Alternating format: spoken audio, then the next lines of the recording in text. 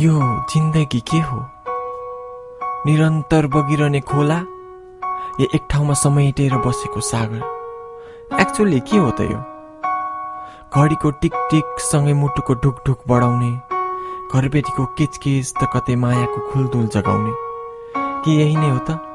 के यही नै हो त जन्मेदेखि मरुन्जेलको यात्रा, एउटा खुला रङ्ग मञ्चमा अनगिन्ती जात्रा? अनि अझै एउटा प्रश्न, के हामी बाँचेका छौँ त? साँच्चीकै बाँचेका छौँ त हामी?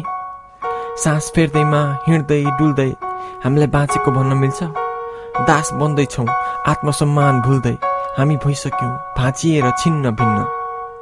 आत्मा बेचिसक्यौँ, अनगिन्ती सम्झौता गरिसक्यौँ, त्यही पनि कसैलाई अत्तो पत्तो छैन, हामी जिउँदै मरिसक्यौँ।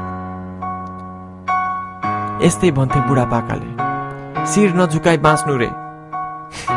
जोक हो कि के हो कुन्नी?